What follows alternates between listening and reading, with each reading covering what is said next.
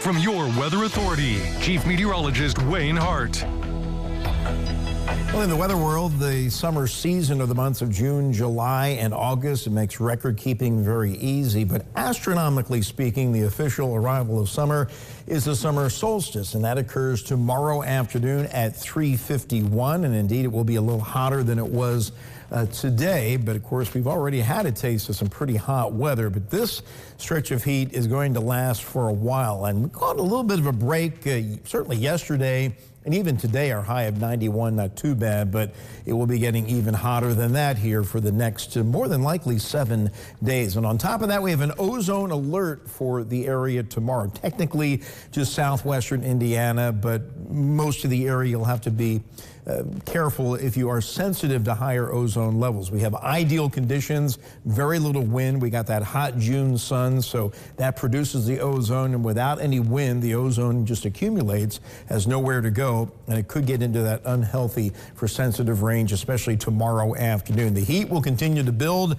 right on through the weekend until a cold front arrives late Sunday afternoon, Sunday night. That's our next decent chance for some scattered showers and thunderstorms, and that front at least will knock the humidity down a little bit for the early part of next week. And our humidity did drop a little bit today, with high temperatures topping out in the upper 80s across the southeastern half of the tri-state, where the clouds were a little thicker, and then low 90s off to the northwest. So overnight tonight will be a little bit cooler than we were the past few nights because of that slightly lower humidity, and there's no rain out there. We have a ridge of high pressure that is built in over top, getting stronger, so temperatures now too warm aloft to allow those updrafts to get going to produce those thunderstorms, unlike the last 2 days when we had to dodge a few. But here is the day unfolding. More clouds and sun in the morning, and then we broke to more of a mix of sun and clouds across the area this afternoon.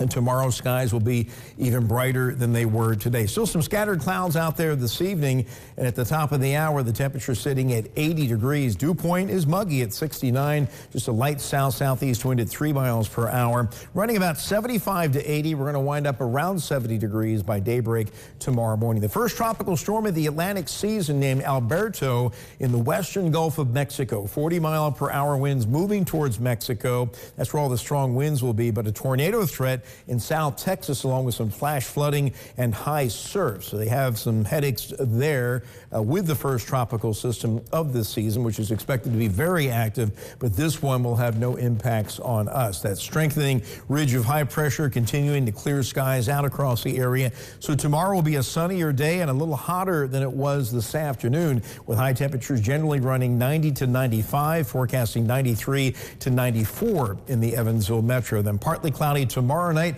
will be in the lower 70s. On Friday, more of a mix of sun and clouds. Isolated shower can't be rolled out. It's a 10% chance. Most of the area stays dry, 90 to 95 again. And we rinse and repeat on Saturday. We got the mix of sun and clouds going again.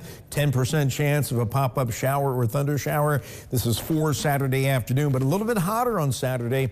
Mid-90s for the high. The heat index probably topping 100 for a good deal of the afternoon. And then we'll begin to see that heat ease with the cold front late on Sunday. So partly cloudy, warm overnight around 70. Partly cloudy, hot and humid tomorrow, 90 to 96. We'll be in that ballpark again on Friday. And then 96 degrees Saturday, 94 Sunday. The scattered storms come in late afternoon into the evening, ending early Monday. And the new guidance dropping the humidity for Monday and now also Tuesday. So maybe a 2-day break from the high humidity, but the front comes back with the humidity and increasing rain chances into the middle of next week.